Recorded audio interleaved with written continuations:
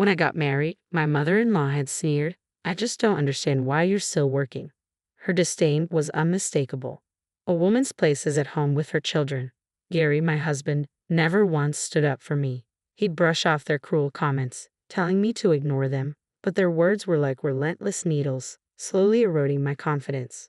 With my own mother gone and my marriage deteriorating, my resentment toward Gary grew. He had never truly been there for me, leaving me alone to bear the weight of his family's criticism. I remember being pregnant with Amanda and hearing his parents' thinly veiled disappointment when she was born. "Next time, make sure it's a boy," they said, hardly bothering to mask their dissatisfaction. It hurt deeply to watch my daughter face such blatant favoritism. Now, Gary wanted to use my inheritance to move us closer to his parents, pulling us even further into their toxic world. The idea was infuriating, and I knew I wouldn't let that happen. Sitting alone in the quiet, surrounded by my mother's things, I started forming a plan. I would no longer be a passive observer in my own life. I would fight back, not just for myself, but for my children. Over the next few days, I gathered every document I could find, preparing for the legal battle ahead.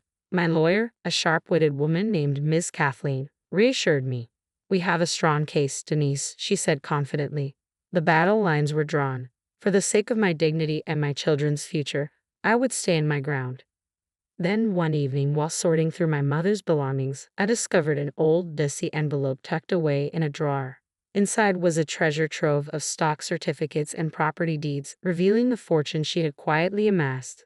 My hands shook as I grasped the magnitude of her hidden wealth. More than $6 million in assets. I could hardly believe it. She had lived so modestly, but this showed the depth of her sacrifice and foresight.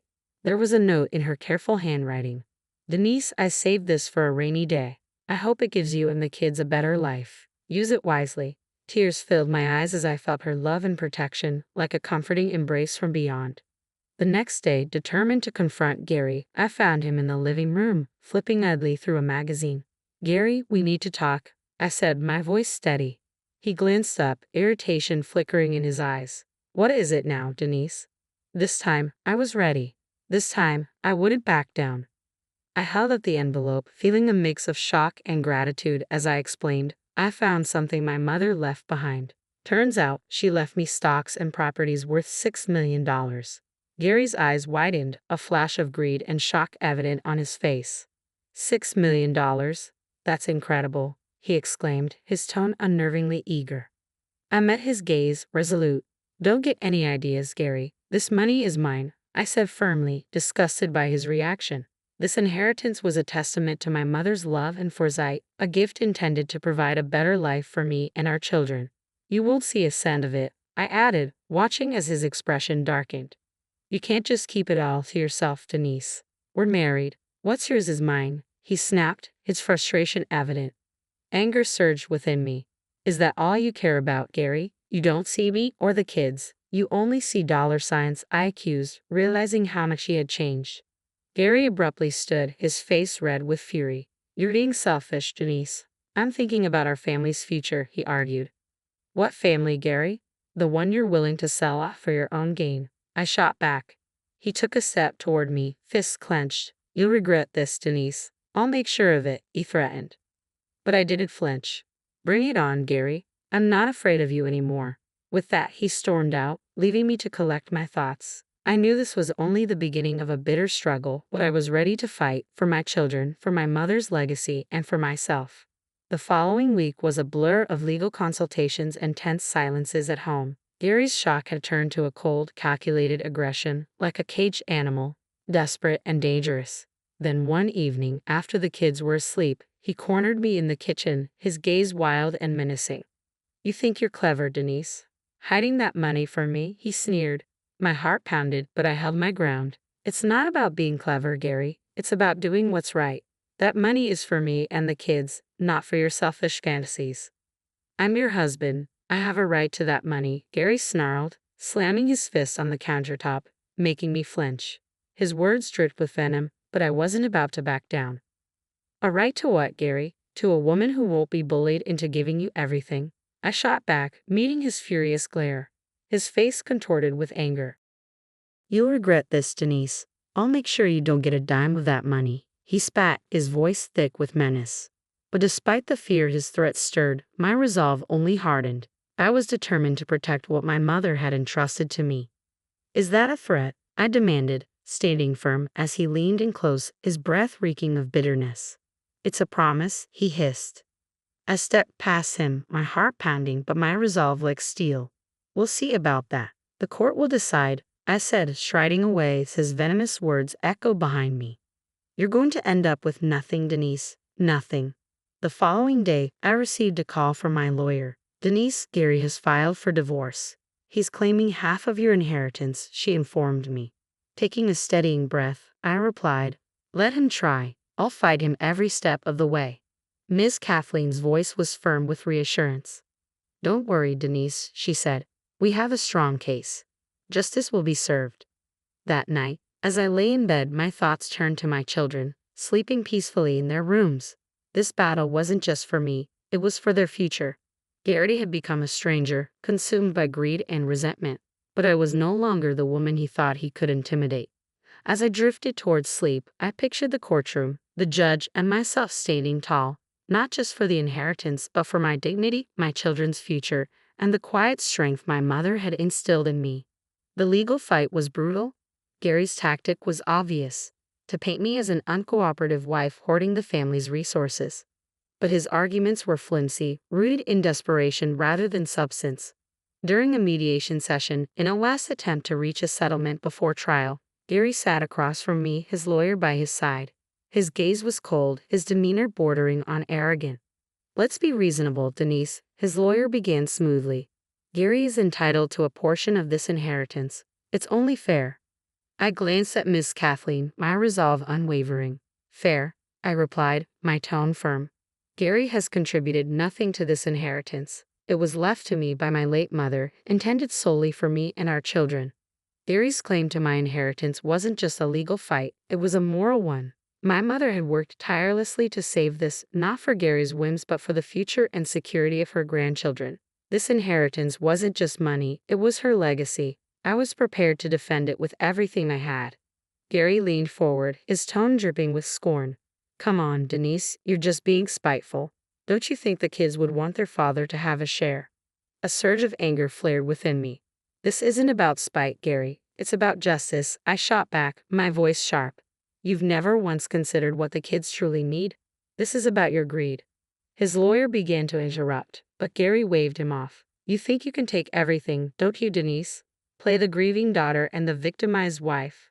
I met his glare, my voice calm but resolute. This isn't a game, Gary. You're the one trying to take what isn't yours. The mediator, a stern-faced woman, raised her hands in an attempt to bring order. Let's keep this civil. We're here to find a resolution. Gary cut her off, his voice rising. Resolution? She's the one being unreasonable. The tension in the room was thick and suffocating, but I kept my tone steady.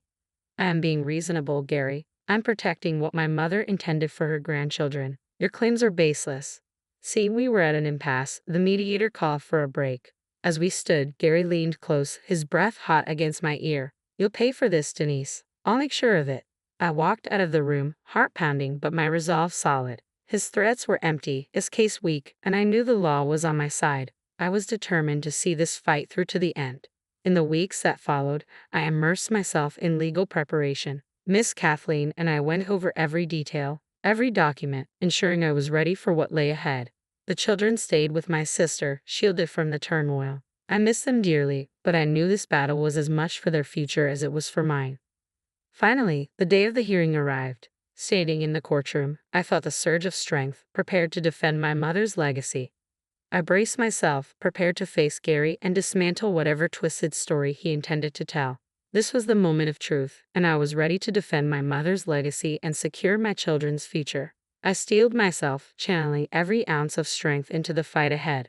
The courtroom became a battleground where words served as weapons. Gary's attorney painted him as a wronged husband unjustly denied his share. But under Miss Kathleen's skillful cross-examination, his arguments crumbled like a fragile house of cards. During a recess, Gary confronted me in the hallway, fury twisting his face. You're ruining everything, Denise, he snarled.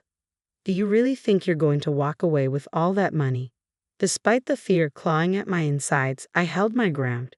It's not your money, Gary. It never was. He stepped closer, his voice a venomous whisper. I'll drag this out as long as it takes. I'll bleed you dry with legal fees. I met his gaze, steady and unwavering. Do what you must. I won't let you bully me into submission. As we returned to the courtroom, I felt a surge of empowerment. Gary's threats seemed hollow, his bravado masking desperation. The final verdict brought vindication. The judge ruled in my favor, recognizing the inheritance as solely mine. Gary's expression of defeat was unmistakable.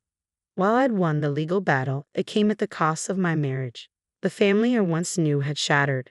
In the weeks that followed, Gary's life unraveled. His reputation, once built on intimidation, crumbled as people saw him for the greedy man he truly was. Word of his downfall soon reached me. He'd lost his job, his friends distanced themselves, and his standing in the community was in tatters. His fall from grace was sharp, and though I couldn't feel pleased, there was an undeniable sense of poetic justice. One evening, a phone call interrupted my thoughts. It was a mutual friend. Denise, have you heard the latest about Gary? I paused. No, what happened? He's leaving town. He lost his job and his house. He's pretty much destitute. A complex emotion stirred within me, not quite satisfaction, but something close. Gary had sown seeds of destruction in his pursuit against me, but ultimately, he was the one who unraveled. After hanging up, I gazed at a picture of my children on the mantel. This fight had been for them, for their future and security. That night, as I tucked them into bed, a deep sense of peace washed over me. The battle was over, and we had come out stronger, free from Gary's shadow, and ready for a new chapter. Life would be different, but we were together, and that was all that mattered. In the months following the court ruling, life found a new rhythm. The victory brought closure, yet it marked the beginning of a new journey of healing and rebuilding. I decided to sell our old house, which held too many bitter memories. Each item I packed was a step further from my past with Gary. I was committed to building a better future for Amanda and Andrew. One day, while sorting through old boxes in the attic, I found a photo of Gary and me during happier times. For a moment, I allowed myself to grieve for the life I thought we had, for the love I once believed was real. But as I looked at his face in the photo, I realized that the man I had married no longer existed. He had shown his true colors, dark and unpleasant. With a decisive motion, I tossed the photo into the trash, a symbolic act of letting go. Moving to a new town brought us a fresh start. I found a cozy home in a welcoming neighborhood, and the kids quickly made friends at their new school. I immersed myself in my writing, finding solace in the worlds I created. One evening, as I was tucking Amanda into bed, she looked up at me with her big, innocent eyes and asked, "Mom, do you miss Dad?" The question caught me off guard. "Sometimes I miss who I thought your dad was," I said softly, "but we're better off now." It was true. Despite everything, we had found a way to move forward, stronger and more united. "We're a strong team, just the three of us," I added, and she nodded with a maturity beyond her years. "I like it here, Mom. I like our new home," she said, her words warming my heart. We had come a long way. As I lay in bed that night, my thoughts turned to Gary's downfall. His greed and malice had backfired, leaving him with nothing. While I took no joy in his misfortune, there was a sense of justice in the outcome. The road ahead for the kids and me would be long, but we were finally on a path to healing. With the inheritance securely invested, I knew it would provide for their education and their future needs. I closed my eyes, thinking of my mother. Her strength and foresight had been our salvation. In her wisdom, she had given me the means to protect myself and my children. As I drifted off to sleep, I felt a profound peace. The storm that had once threatened to uproot our lives had passed, leaving clarity and hope in its wake. We had weathered the worst, and now, with a new day dawning, it felt like anything was possible.